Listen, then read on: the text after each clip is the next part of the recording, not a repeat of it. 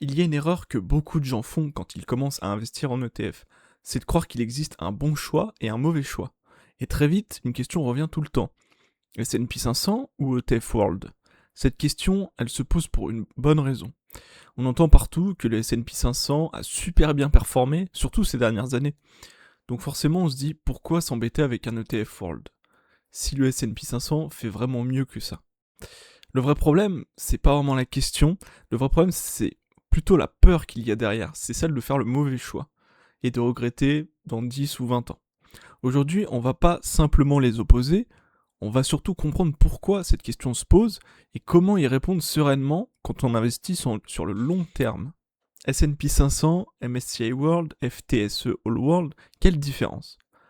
Pour bien choisir, il faut déjà comprendre de quoi on parle. Parce que derrière ces noms un peu techniques, il y a surtout des niveaux de diversification différents. On commence par le S&P 500. Le S&P 500, c'est environ 500 des plus grandes entreprises américaines. Concrètement, tu investis aux États-Unis sur des boîtes comme Apple, Microsoft, Amazon ou Google.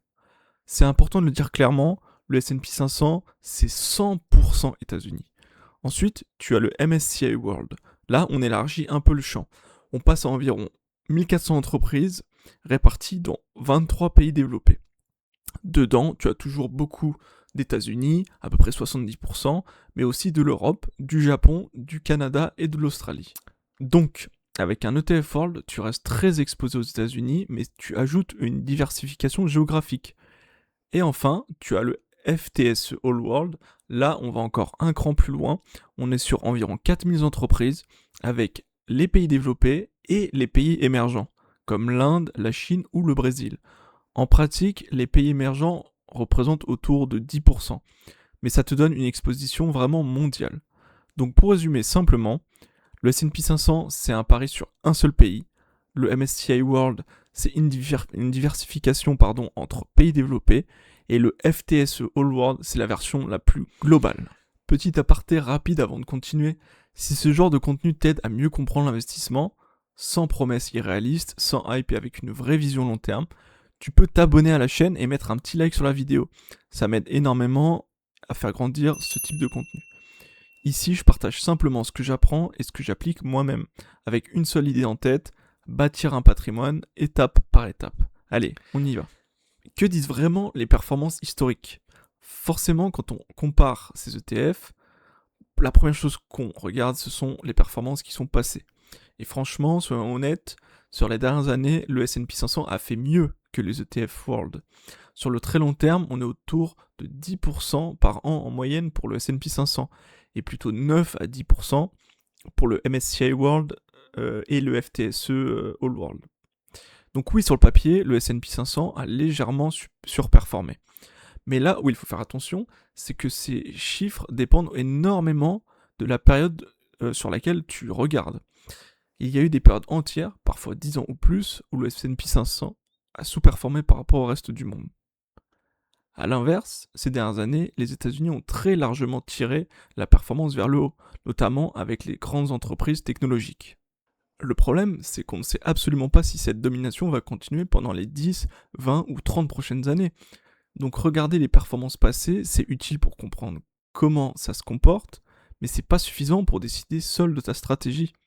Sur le long terme, ce qui fait vraiment la différence, ce n'est pas un point de performance en plus ou en moins, c'est ta capacité à rester investi même quand les marchés vont traverser des périodes compliquées. Pourquoi certains choisissent le S&P 500? Si malgré tout, beaucoup de gens choisissent le S&P 500, c'est pas un hasard.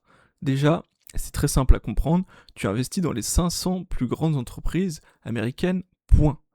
Ensuite, ce sont souvent des entreprises qu'on connaît bien, qu'on utilise tous les jours, et ça rassure. Il y a aussi un argument très concret. Les ETF S&P 500 ont des frais extrêmement plus bas, parfois autour de 0,03% par an. Et évidemment, il y a les performances passées qui ont été très solides sur le long terme et même excellentes sur les dernières années. Donc quand quelqu'un choisit le S&P 500, c'est pas forcément un mauvais choix ni un choix irrationnel. C'est souvent un choix de simplicité et de confiance dans l'économie américaine. Les limites du S&P 500 face à un ETF World.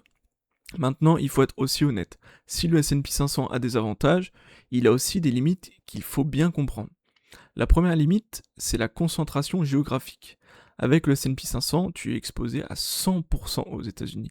Ça veut dire que tu fais un pari implicite, celui qui est que l'économie américaine va continuer à surperformer le reste du monde pendant plusieurs décennies.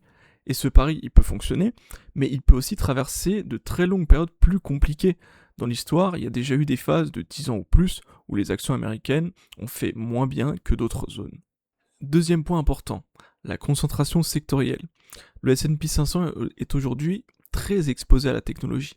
Les plus grosses entreprises, Apple, Microsoft, Nvidia, Amazon, représentent une part très importante de l'indice.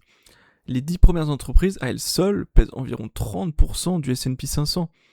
Ça booste la performance quand tout va bien, mais ça peut aussi accentuer les baisses si ce secteur traverse une mauvaise période.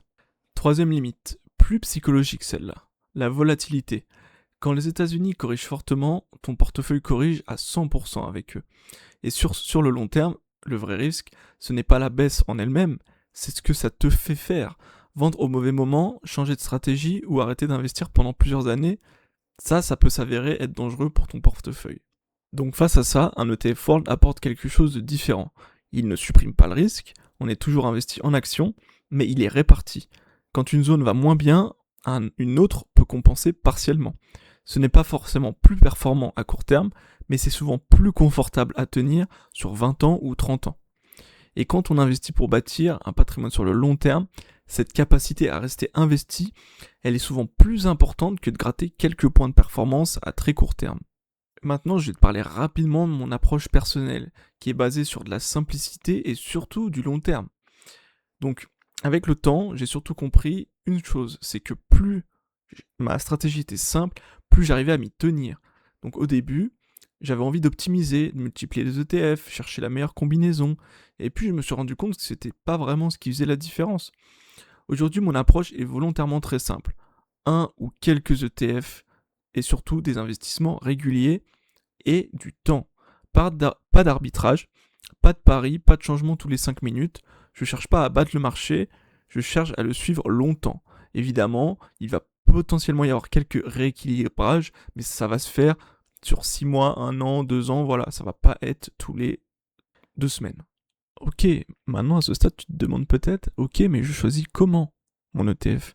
Déjà, la première chose qui est importante, il n'existe pas le meilleur ETF. Par contre, il existe des ETF cohérents, simples et bien construits. Personnellement, je regarde toujours quelques critères de base. D'abord, je privilégie des ETF à réplication physique, qui détiennent réellement les actions. Ensuite, des ETF capitalisants qui investissent automatiquement les dividendes, surtout quand on investit pour le long terme.